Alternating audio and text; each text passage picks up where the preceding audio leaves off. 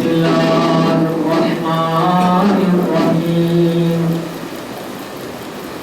الحمد لله الذي هدانا لهذا وما كنا لنهتدي لولا أن هدانا الله لقد جاءت رسل ربنا بالحق والصلاة والسلام على أشرف الأنبياء والمرسلين سيدنا ونبينا وشفيع ذنوبنا وهادينا أبي القاسم محمد اللهم صل على محمد وآل محمد وعلى أهل بيته الطيبين الطاهرين المعصومين المظلومين أما بعد فقد قال رسول الله صلى الله عليه وآله وسلم اللهم صل على محمد وآل محمد يا أيها الناس إن دين الله يسر ایک سوال ارشاد اللهم صل على محمد وآل محمد انشاءاللہ ہماری ان 10 تقاریر کا عنوان اسلام اور آج کا انسان کے عنوان سے انشاءاللہ آپ حضرات کے خدمت میں اسی حوالے سے کچھ معروضات پیش کیے جائیں گے۔ قبل اس کے کہ ہم اپنی اس سلسلے کی پہلی مجلس کا آغاز کریں، میں آپ حضرات کی خدمت میں کہ جن کتابوں سے میں نے مطالعہ کیا ہے وہ کتابوں کو آپ کے سامنے پیش کروں، بیان کروں۔ تاریخ اسلام کی بہت ہی عمدہ کتاب فروع ابدیت، جس کو آیت اللہ جعفر سبحانی نے لکھا ہے، جو ابھی باحیات ہے، ایران خود میں ہے، درس و تدریس میں معروف مشہور ہیں اور مصروف ہیں۔ اسی طرح سے عقائد اسلامی آغا آیت اللہ مصباح یزدی اور میزان الحکمہ آیت اللہ رہشہری اور مولانا متقیان کی معروف کتاب نہج البلاغہ سے انشاءاللہ آپ حضرات کی خدمات میں احادیث اور مطالب بیان کیے جائیں گے۔ اس عنوان کو انتخاب کرنے کا مقصد کہ اسلام اور آج کا انسان، اگر ہم موجودہ حالات معاشرے کا اگر ہم جائزہ لیں تو شاید اشد ضرورت ہم کو نظر آتی ہے کہ جو اسلام آج سے 1400 برس پہلے آیا تھا اور اس کو کہ وہ کس کے لیے آیا تھا، اگر ہم اس عنوان کو بدل دیں کہ اسلام اور آج کا مسلمان، تو شاید ہم محدود ہو جائیں گے۔ اس لیے میں وسعت نظری کو نظر میں رکھتے ہوئے میں یہ عرض کرنا چاہ رہا ہوں کہ ہم مسلمان کی جگہ البتہ ہمارے زیادہ تر مطالب اور بیان مسلمانوں ہی کے لیے ہیں، لیکن انسان ہماری مراد ہے کہ ہم اس پیغام کو جہانی دیں۔ آپ دیکھیے کہ اسلام جو آیا یہاں سے غلط فہمی شروع ہوتی ہے کہ مسلمان یہ سمجھنے لگے کہ یہ صرف ہمارا اسلام ہے، یہ قرآن اور کتاب، یہ انبیاء علیہ السلام ائمہ صرف ہم مسلمانوں کے لیے ہے، جبکہ ایسا نہیں ہے۔ ہدی للناس، قرآن کس کے لیے نازل ہوا ہے؟ ہدی للناس، یعنی تمام لوگوں کے لیے قرآن مجید نازل ہوا ہے۔ صلوات علی محمد۔ اسلام کا جو پیغام ہے وہ محدود نہیں ہے، وہ تمام عالم بشریت کو لیے ہوئے ہیں اور تمام عالم بشریت سے خطاب۔ بس اس اسلام کو آپ کے تمام پہنچنا چاہیے، جو کہ انبیاء علیہ السلام کا، خدا کا، قرآن کا یہی ہدف ہے کہ تمام انسانوں کو ہدایت مل جائے۔ جب انسانوں کو ہدایت مل جائے گی تو وہ ہوں گے مسلمان۔ اس کے بعد قرآن کہتا ہے ہدی للمتقین، یہ قرآن متقین کے لیے ہدایت ہے۔ صلی اللہ علیہ وسلم، یہ قرآن ہدایت کرتا ہے تمام عالم بشریت کے لیے، انسانوں کے لیے۔ پھر اس کے بعد آپ کے ہدی للمتقین ہیں، یعنی خاص ایک گروہ کے لیے بھی ہدایت کرتا ہے جو تقوی رکھتے ہیں۔ عزیزان محترم، آج کے نوجوان کو بے شمار بہت زیادہ سوالات ہیں اسلام سے متعلق۔ کیا جو 1400 برس پہلے اسلام آیا، کیا آج کا مسلمان اس پر عمل پیرا ہے؟ اور اگر آج کا مسلمان مختلف مسائلوں میں گرفتار ہے تو اس کے قصوروار کون ہے؟ اسلام ہے یا خود انسان ہے یا مسلمان ہے؟ اس کے قصوروار خود انسان ہے، مسلمان ہے۔ ورنہ ہدف، مقصد، مشن قرآن مجید تو آپ کے تا قیامت ایک معجزے کی شکل میں ہمارے درمیان میں ہے، اور یہ انسانوں کو ہدایت کرتے رہے گا۔ اب انسان اور مسلمان چاہیے کہ اس سے ہم استفادہ کریں۔ انشاءاللہ اسی ذیل میں ہم مختلف عنوانات پر آپ کے سامنے بحث کریں گے، گفتگو کریں گے۔ ہماری گفتگو کا آغاز کربلا سے ہوتا ہے۔ کربلا کے علل و اسباب، کربلا جو وجود میں آئی اس کا مقصد، اور کربلا جو آج ہم منا رہے ہیں، کربلا کا جو آج کربلا والوں کا ذکر کا ہم اہتمام کر رہے ہیں، وہ کتنا ہمارے لیے ضروری ہے۔ اور یقیناً آج کے اس موجودہ دور میں جو کہ آپ کے بہت ہی جہالت کا بول بالا ہے، یعنی مشکلات کا دور ہے آج بھی۔ ہم یہ نہیں کہہ سکتے کہ صدر اسلام کے وقت جو مشکلات ہیں، نہیں، آج بھی وہ مشکلات میں انسان گرفتار ہے، باوجود اس کے کہ وہ تعلیمی یافتہ ہے۔ کربلا آج بھی ان افراد کو خطاب کر رہی ہے۔ آپ دیکھیں کہ یہ ایسی عظیم تحریک ہے کربلا، یعنی جس کو ہم کہہ سکتے ہیں کہ لازوال تحریک ہے۔ یعنی جتنا کربلا کا آپ مطالعہ کرتے جائیں گے اتنے ہی نئے باب آپ کو روشن ہوتے چلے جائیں گے، اور بہت سارے بے شمار آپ کے مطالب آپ کو کربلا کے اس واقعے سے ہم کو ملیں گے۔ آپ دیکھیں کہ حسینی جو تحریک ہے وہ صرف چند مہینوں کی ہے۔ یعنی ابھی مرثیے میں آپ نے سماعت فرمایا کہ امام مظلوم کربلا مدینے سے رخصت ہوئے ہیں، تو یہ جو رخصت ہوئے ہیں مدینے سے سن 60 ہجری ماہ رجب کو آپ وہاں سے رخصت ہوئے مدینے سے، اور کربلا پہنچے ہیں سن 61 ہجری 2 محرم کو کربلا امام حسین صلی اللہ علیہ وسلم والد کربلا ہوئے۔ تو ان چند مہینوں میں آپ دیکھیں کہ حسینی تحریک کیا ہے کہ ان چند مہینوں سے انسانوں کو ہزاروں سال کا درس عنایت فرماتی ہے۔ ایک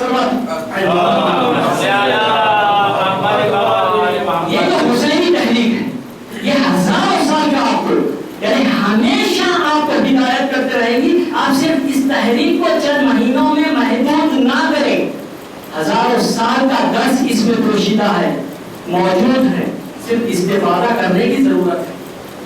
آپ دیکھیں کہ جتنا ہم کربلا کا مطالعہ کرتے جائیں گے ہم کو بے شمار مطالب ہم کو ملتے جائیں گے۔ عزیزان محترم، امام حسین علیہ السلام جو رخصت ہو رہے ہیں تو مختلف نظر کے افراد، جو مختلف خیالات کے افراد ہیں، وہ بیان کرتے ہیں کہ امام نے قیام کیوں کیا، امام کیوں مدینے سے نکلے، کیوں اپنی عزیز جانوں کو اسلام پر قربان کی، ہدف، مقصد، امام کا مشن کیا تھا۔ بعض لوگ کہتے ہیں کہ امام کا مقصد یہ تھا کہ امام علیہ السلام یزید کی حکومت کو گرا کر ایک حکومت تشکیل دے، اسی لیے امام نے قیام کیا۔ اور کہنے والوں نے تو یہ بھی کہہ دیا کہ یہ 2 شہزادوں کی جنگ ہے، نعوذ باللہ، یعنی ایک امام حسین علیہ السلام ہے، ایک نعوذ باللہ یزید ہے۔ کہنے والوں نے دونوں کو شہزادے سے تعبیر کرتے ہوئے کہہ رہا ہے کہ یہ دونوں شہزادوں کی 2 شہزادوں کی جنگ ہے۔ ایسا نہیں ہے، آپ اس کو سمجھنے کی ضرورت ہے کہ امام کا مقصد کیا تھا. امام کا مقصد یہ نہیں تھا کہ امام یزید کی حکومت کو گرا کر وہ خود تخت نشین ہو جائیں, وہ خود حاکم ہو جائیں, یہ مقصد نہیں تھا. دوسرے کہنے والے کہتے ہیں کہ امام علیہ السلام نے قیام کیا, حسینی تحریک شروع ہوئی تاکہ امام شہادت دیں. یہ بھی غلط ہے. یعنی یہ دونوں نظریات آپ کے غلط ہو جاتے ہیں اگر ہم امام حسین سید الشہداء علیہ السلام کے اس قول کو اگر ہم نظر میں رکھیں. صلوات پر جو سفر کر رہا ہے, جو عازم سفر ہے, اگر ہم بھی کسی جگہ مسافرت کے لیے نکلتے ہیں تو ہم بہتر سمجھتے ہیں کہ ہمیں کس شہر کو جانا ہے اور ہمارا سفر کس عنوان سے ہے, کس مقصد کے تحت ہے. کوئی اور نہیں بتا سکتا ہمارا مقصد کیا ہے. اگر مجھے آپ راستے میں دیکھیں گے یا مسافرت کے لیے جاتا ہوا نظر آؤں گا تو آپ مجھ سے سوال کریں گے, آپ خود یہ قیاس نہیں کریں گے کہ یہ کسی اور مقصد کے لیے یہ نکل رہے ہیں. لیکن خود امام علیہ السلام سے ہم پوچھیں گے کہ اے فرزند رسول آپ کا قیام کس لیے ہے, آپ جو اس آپ کے سفر کا آغاز کر رہے ہیں کیوں, آپ کا مقصد کیا ہے. تو امام علیہ السلام فرماتے ہیں میں واجبات دینی میں سے ایک واجب کو ادا کرنا چاہتا ہوں. دیکھیں آپ امام فرماتے ہیں, امام کہتے ہیں کہ واجبات دینی میں سے ایک واجب جو امر بالمعروف و نہی عن المنکر ہے اس کو برپا کرنے کے لیے, اس کو قائم کرنے کے لیے میں یہ سفر کر رہا ہوں. ایک صلوات پڑھ لو.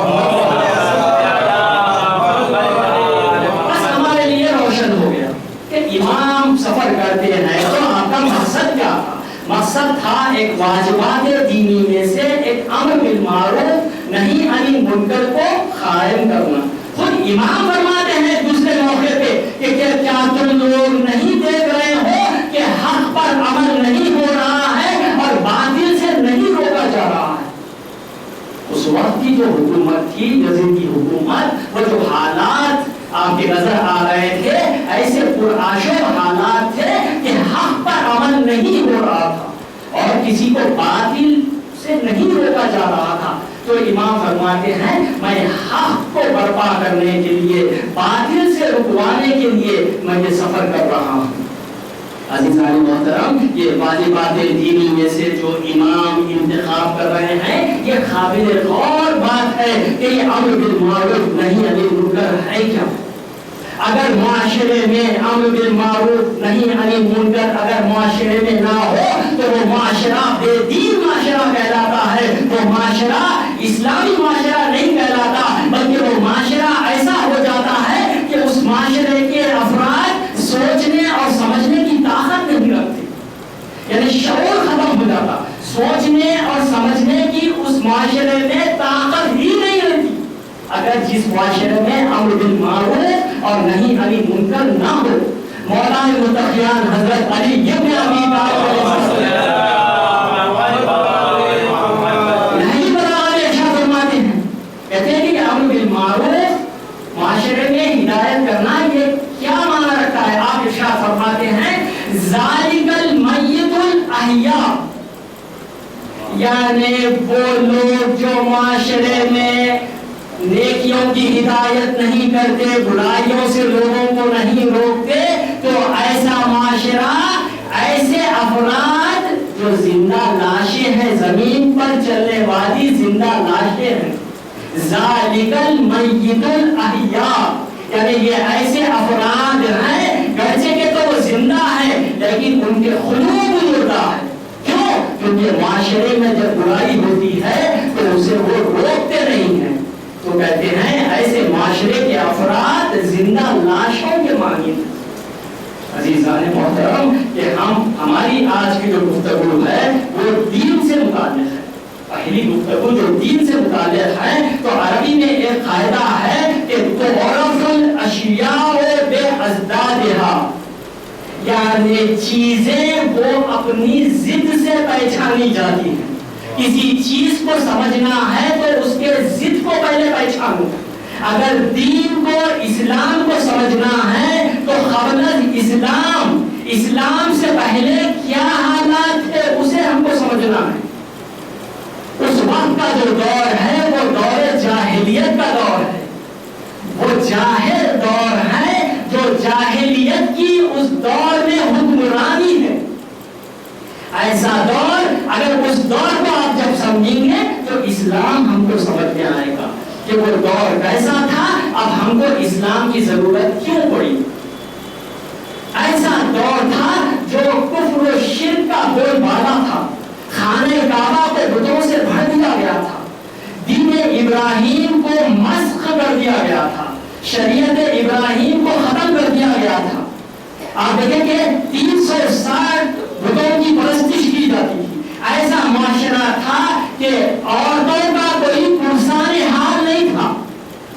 اگر دین کو سمجھنا ہے تو ہم دین سے پہلے کے زمانے کو سمجھنے کی کوشش کر رہے ہیں. وہ ایسا دور تھا کہ عورتوں کا پرسان حال نہیں تھا اور لڑکیوں کو زندہ درگور کر دیا جاتا، زندہ دفن کر دیا جاتا. کسی کے یہاں لڑکی اگر متولد ہوتی تو آپ کے والدین شرم کرتے، والدین گھر سے باہر نہ نکلتے اور کوشش کرتے کہ یا تو وہ دنیا میں نہ آئے، اور دنیا میں اگر آ جاتی ہے لڑکی تو اس کو دفن کر دیتے، زندہ دفن کر دیتے. اور اس زمانے کے حالات ایسے تھے کہ عورت کو اس کا میراث نہیں دیا جاتا، عورت کو ارث نہیں دیا جاتا تھا. پراپرٹی میں کوئی حصہ عورت کا لڑکی کا نہیں ہوتا تھا. ایسا زمانہ کہ عورت اس زمانے میں محروم تھی. ایسا زمانہ تھا، ہم کہتے ہیں کہ صرف جزیرۃ العرب جاہل تھا. نہیں، جہالت صرف جزیرۃ العرب میں نہیں تھی عزیزان محترم، ساری دنیا میں جہالت پھیلی ہوئی تھی. یہ عورتوں کے لیے جو برتاؤ تھا یہ صرف آپ کے زمانے، یعنی صرف آپ کے ان ملکوں میں نہیں تھی کہ جو عرب ممالک ہیں، بلکہ ساری دنیا میں عورتوں کے ساتھ ایسا ہی برتاؤ تھا. آپ دیکھیں کہ سارا عالم پر بتوں کی اس قدر عجب ہے، تعجب ہے کہ انسان ہے جو بتوں کے سامنے سربسجود ہے. ارے وہ انسان ہے جس کی خلقت کے لیے خدا کہتا ہے کہ میں نے آدم کو اپنے دونوں ہاتھوں سے بنایا ہے. صلوات پڑھیں محمد. آدم کو جو کہ خود اللہ کہتا ہے میں نے اپنے دونوں ہاتھوں، انشاءاللہ آئندہ باقی تقاریر میں انشاءاللہ اس موضوع پہ میں گفتگو کروں گا کہ آدم کو میں نے دونوں ہاتھوں سے آدم کو بنایا. اب کس کو حکم دے رہا ہے پروردگار؟ ملائکہ کو، فرشتوں کو حکم دیتا ہے کہ دیکھو جو ہی میں آدم کے پتلے میں روح پھونک دوں تم سربسجود ہو جانا. خدا ہے جو آدم کے سامنے ملائکہ فرشتوں کو جھکا رہا ہے. اتنا دور جاہلیت میں بدل گیا ہے کہ آج انسان ہے جو بتوں کے سامنے، پتھروں کے سامنے سربسجود ہے. ایک سلوات افسوس کا مقام ہے وہ جو انسان کو ایک اعلیٰ مقام دے کے پروردگار عالم نے دنیا میں بھیجا، وہ بتوں کے سامنے سجدہ کر رہا ہے، بتوں کے سامنے سربسجود ہے. آپ دیکھیں کہ 360 خدا، 360 وہ لوگ بت بنا کے ہر فیملی کا، ہر خانوادے کا ایک بت ہے. آپ دیکھیں کہ قرآن کہتا ہے، توجہ فرمائیں، قرآن مجید کہتا ہے کہ بت پرستی جو وجود میں آتی ہے وہ جہالت کی بنیاد پر آتی ہے. دیکھیں آپ، جہالت کو اس کا اہم سبب سمجھتا ہے اللہ تعالیٰ. کہتا ہے کہ جہالت کی وجہ سے بت پرستی شروع ہوتی ہے اور بت پرستی سے وہم شروع ہوتا ہے، بت پرستی سے وہم جنم لیتا ہے، وجود میں آتا ہے.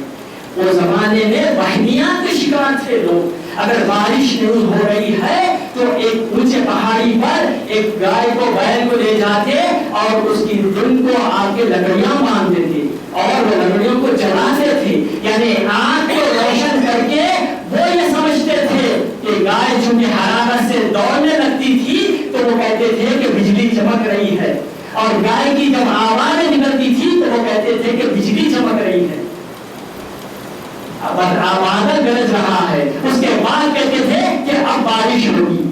عزیزان محترم، ایسے وہم کے شکار تھے لوگ اور اتنا پرآشوب زمانہ تھا کہ عجب عجب خیالات کے لوگ. اب آپ دیکھیں کہ اس زمانے میں اگر کوئی تندرست اونٹ اگر بیمار ہو جاتا تو ایک آپ کے بیمار اونٹ کے سامنے ایک تندرست اونٹ کو داغتے تھے، یعنی گرم شیل سے اس کو جلاتے تھے تاکہ اس تندرست اونٹ کی وجہ سے، جلنے کی وجہ سے بیمار اونٹ اچھا ہو جائے۔ اور صاحب قبر اگر کوئی مر جاتا ہے تو اس کی قبر کے بازو اونٹ کو باندھ دیتے تھے اور اس کو آب و غذا نہیں دیتے تھے یہاں تک کہ وہ اونٹ مر جاتا، اور کہتے تھے کہ یہ اونٹ مر گیا تو صاحب قبر جب قبر سے بلند ہوگا تو اونٹ پر سوار ہو کر بلند ہوگا۔ بہت سارے وہم کے شکار تھے، اس وہم کو پروردگار نے اسلام کے ذریعے سے نکالا ہے۔ عزیزان محترم، ابھی حضور اکرم حضرت محمد مصطفیٰ صلی اللہ علیہ وسلم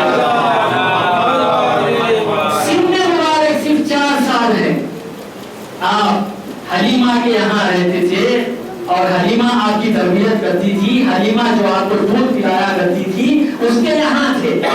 جب آپ کے کچھ دوستوں نے، کچھ بچوں نے آ کے کہا کہ ہم محمد کو جنگل کی طرف لے جانا چاہتے ہیں تو حلیمہ کیا کرتی ہے، حلیمہ محمد کو آپ کے نہلاتی ہیں، دھلاتی ہیں، اس کے بعد ان کو نئے کپڑے پہناتی ہیں، پھر اس کے بعد مہر یمانی ایک لکڑی کے ٹکڑے کو آپ ایک دھاگے میں آپ کے پلو کے اس کو آپ کے پیغمبر اکرم صلی اللہ علیہ وسلم کے گلے میں ڈال دیتی ہے۔ یہ حلیمہ کون ہے؟ جو محمد مصطفیٰ صلی اللہ علیہ وسلم کی تربیت کر رہی ہے، دودھ پلا رہی ہے۔ چونکہ ایک ماں کا روپا رضائی ماں ہے، جو عورت اگر کسی بچے کو دودھ پلاتی ہے شریعت میں اس کو رضائی ماں کہا جاتا ہے۔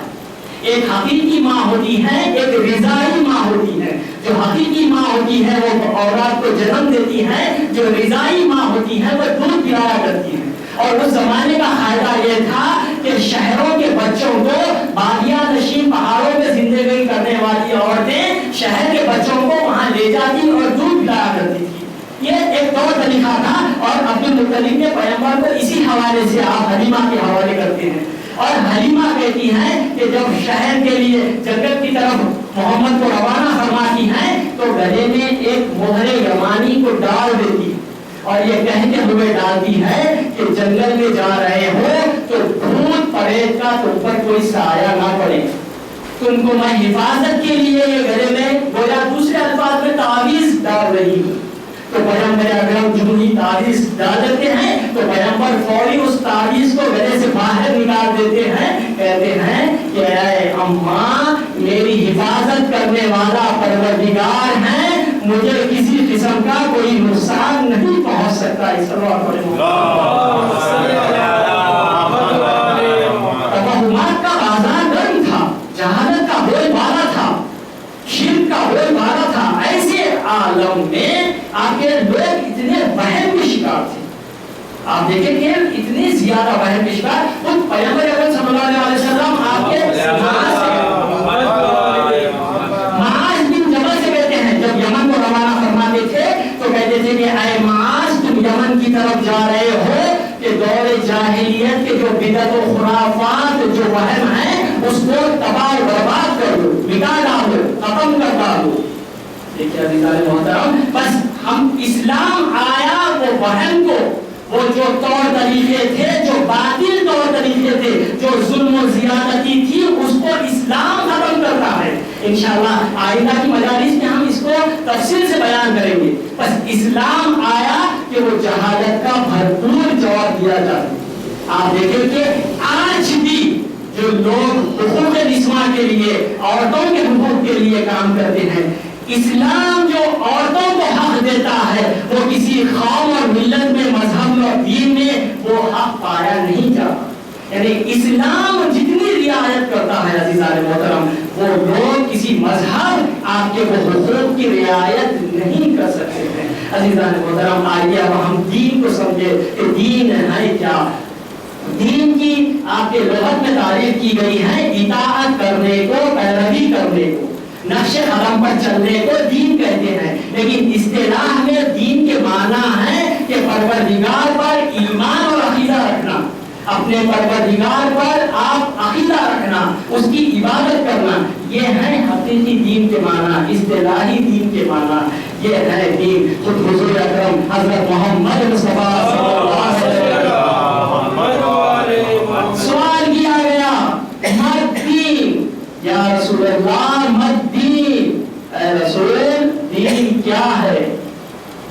تو آپ ارشاد فرماتے ہیں فخالا حسن الخلق، آپ فرماتے ہیں اچھے اخلاق دین ہے۔ دیکھیں آپ، اخلاق سراپا دین کیا ہے؟ مجسمہ اخلاق ہے، یہ اخلاق ہے جو پیغمبر فرماتے ہیں کہ حسن الخلق یہ دین ہے۔ عزیزان محترم، دین سے متعلق بہت ساری روایات ہے کہ خود پیغمبر فرماتے ہیں الدین هو الحب، الحب هو الدین۔ اس کے ذریعے سے یعنی دین کا نام ہی محبت ہے اور محبت ہی کا نام دین ہے، اس طرح سے دین کا تعارف کرواتے ہیں پیغمبر اکرم۔ اور بے شمار آپ کے روایات واقعات دین میں ہے، اخلاق ہے۔ عزیزان محترم، آج کا انسان ہے، اخلاق کی ضرورت کیوں پڑ رہی ہے؟ اخلاق کی ضرورت آج کے انسان کو کیوں ہے؟ ہم کہیں گے، ایک مثال سے واضح کروں کہ ہم بالخوا الگ ہیں، بالفعل الگ ہیں۔ بالفعل ہم ایک حیوان کے مانند ہیں۔ توجہ فرمائیے کہ اخلاق، سوال یہ ہے کہ اخلاق کی ہمیں کیوں ضرورت ہے؟ اخلاق کیوں ضرورت پڑ رہی ہے اخلاق کی؟ تو ہم جواب دے رہے ہیں کہ انسان بالفعل حیوان کے مانند ہے، حیوان کی طرح ہے، وہ بھی کھانے کی احتیاط رکھتا ہے، جنسی میل کی احتیاط رکھتا ہے، وہ بھی آشیانے کی ضرورت رکھتا ہے۔ تو یہ مشابہت حیوان سے ملتی جلتی ہے۔ کیوں؟ کیونکہ بالفعل وہ حیوان ہی کی طرح ہے، کھاتا ہے، پیتا ہے، جنسی میل کرتا ہے۔ بس یہ ہے آپ کے بالفعل حیوان ہونا، لیکن اندرونی طاقتوں کو ابھار کر، اپنی اندرونی صلاحیتوں کو روح کار لا کر انسان ایک حیوان سے اپنے کو جدا کرے، تب جا کے اللہ کہتا ہے اشرف المخلوقات، یعنی تمام مخلوقات میں ہم نے انسان کو اشرف بنایا۔ کیوں؟ کیونکہ وہ عقل رکھتا ہے، وہ اپنے کو حیوان سے تمیز دیتا ہے۔ یہ انسان ہے جو اپنے اخلاق کے ذریعے سے، اپنے عمل کے ذریعے سے اور اپنی اندرونی طاقتوں کو ابھار کر، انسان ہے کہ جو پوشیدہ صلاحیتیں ہیں اس کو ابھار کر انسان ہے جو آپ کے انسان بنتا ہے، ورنہ اس میں ایک حیوان میں کوئی فرق نہیں رہ جاتا۔ عزیزان محترم، اسی طرح سے دین کو اخلاق کہا گیا، اخلاق کو محبت کو دین کہا گیا۔ اب آپ دیکھیے کہ انسان اگر اپنی صلاحیتوں کو ابھار کر جانور سے اپنے کو تمیز دیتا ہے، حضرت امام محمد باقر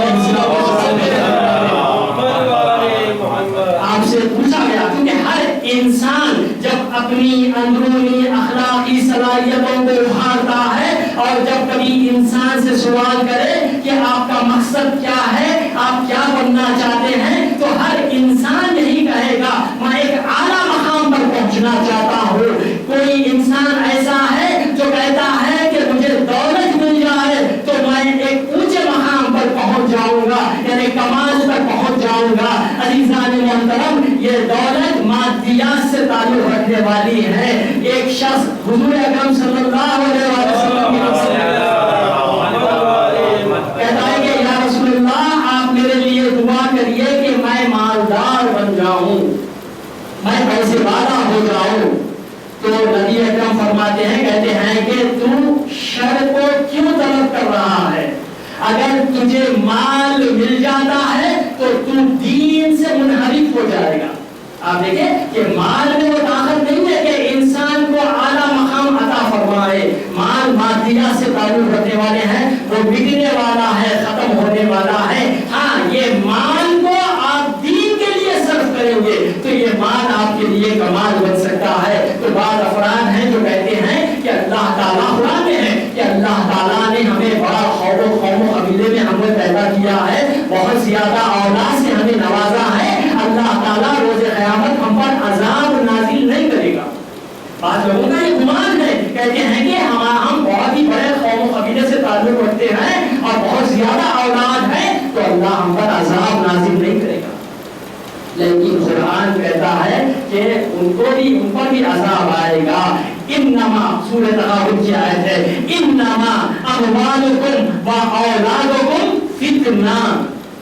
یہ کیا اولاد؟ بعض وقت انسان ہے جو غرور کر رہا ہے میرے پاس دولت ہے، میں اونچے مقام پر فائز ہو گیا ہوں، میں کمال پر پہنچ چکا ہوں، جنت میری منتظر ہے۔ نہیں، ایسی بات نہیں ہے۔ لیکن بعض انسان ہے جو اولاد ہونے پر غرور کرتے ہیں تو قرآن ان کا بھرم توڑ دیتا ہے۔ قرآن صحیح طور پر کہتا ہے کہ انما اموالکم و اولادکم فتنہ، تمہارا مال، تمہاری اولاد تمہارے لیے آزمائش ہے۔ ایک صلوات پڑھے محمد، آزمائش ہے، یہ ختم ہونے والے ہیں، مٹنے والے ہیں۔ بس پھر کمال کیا ہے؟ تو حضرت امام محمد باقر علیہ السلام کمال کیا ہے؟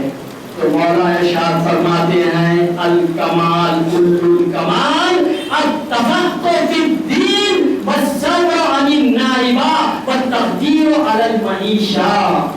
پانچویں امام ارشاد فرماتے ہیں، کہتے ہیں کہ کمال کیا ہے، بلندی کیا ہے جس کو انسان تلاش کر رہا ہے؟ تو امام فرماتے ہیں تمام کا تمام کمال اس میں ہے کہ انسان دین میں تفقہ کرے، دین کو سمجھے۔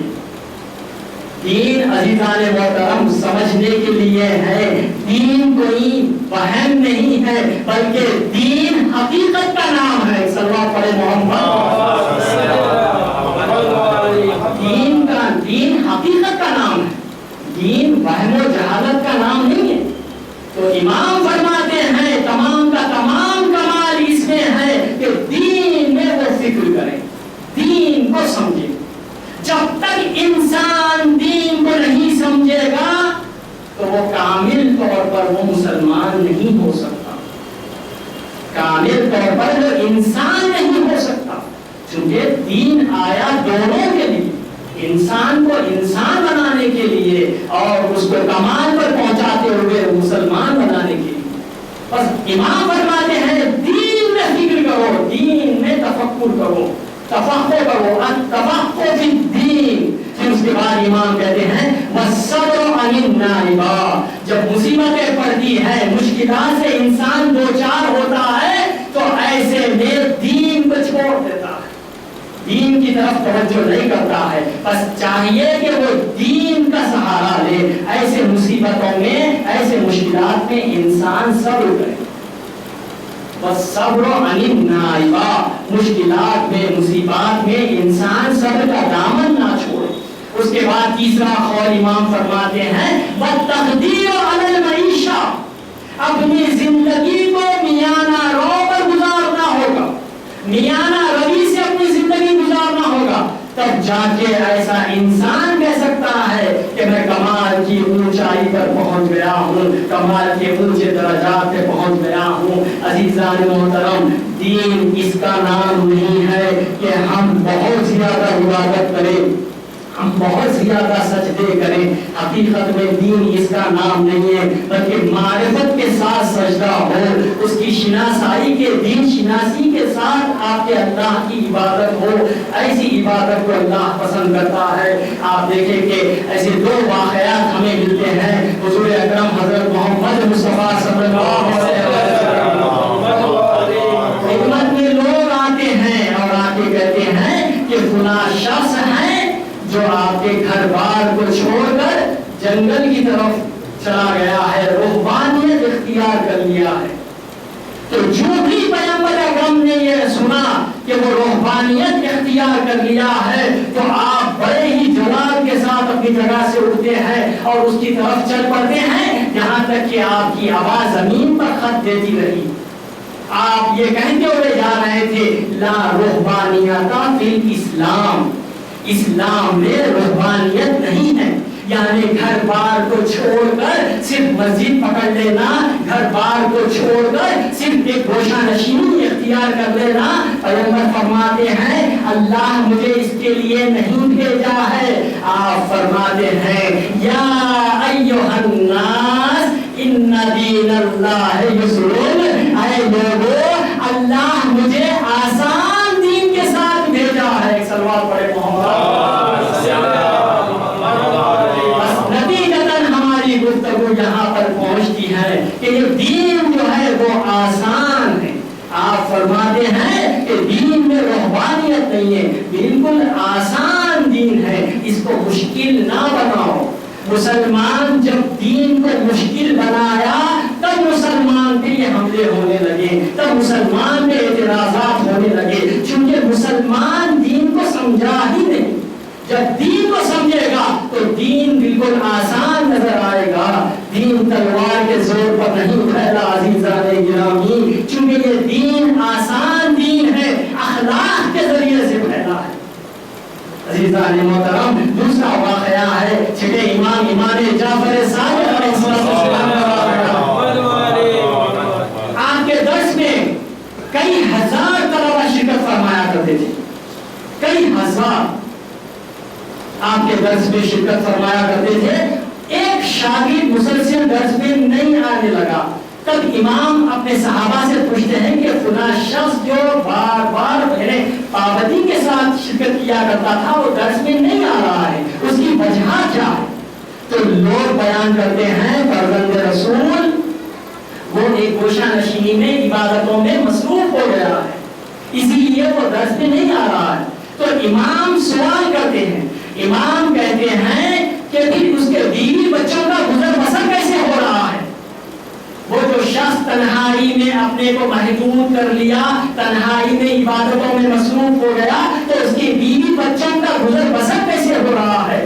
تو لوگ کہتے ہیں فرزند رسول اس کا ایک بھائی ہے جو اس کے بیوی بچوں کا نفقہ دے رہا ہے, بیوی بچوں کو پال رہا ہے. تب امام کہتے ہیں خدا کی قسم وہ عبادت کرنے والے بھائی سے یہ جو نفقہ دے رہا ہے, مدد کر رہا ہے, یہ بھائی بہتر ہے. ایک سوال پڑھے محمد. ایک شخص ہے جو عبادت کر رہا لیکن اس کو وہ ثواب نہیں مل رہا ہے, ثواب اس کو مل رہا ہے جو کسی کی مدد کر رہا ہے.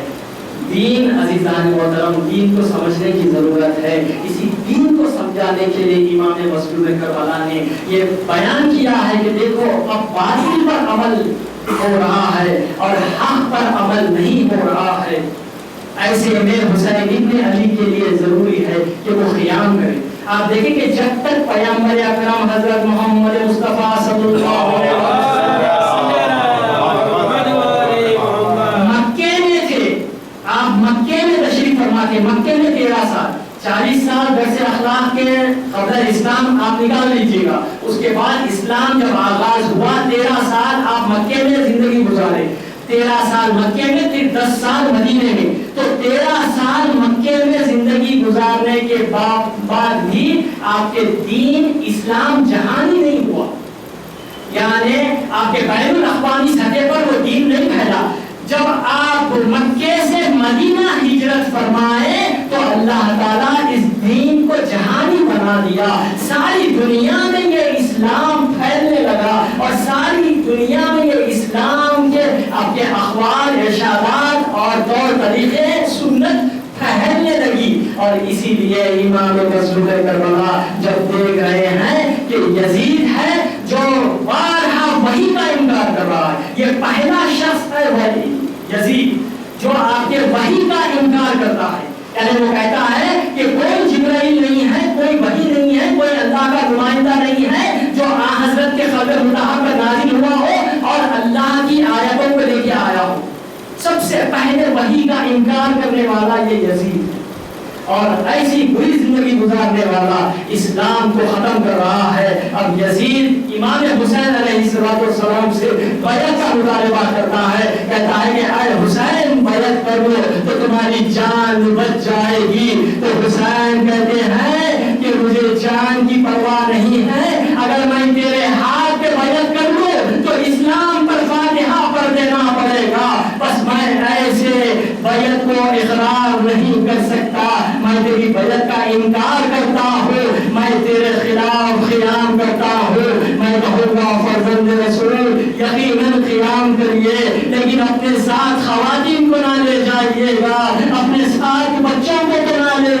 جائے گا، لیکن حسین ابن علی ہے، یہ مقصد دین کو بچا رہے ہیں، حقیقت دین کو بچا رہے ہیں، پہچان پا رہے ہیں، کہتے ہیں کہ اب میرے ساتھ عورتوں کا ہونا بھی ضروری ہے، خواتین کا رہنا بھی ضروری ہے، آپ کے چھوٹے بچوں کا ہونا بھی ضروری ہے۔ اسی طرح سے حسین جوان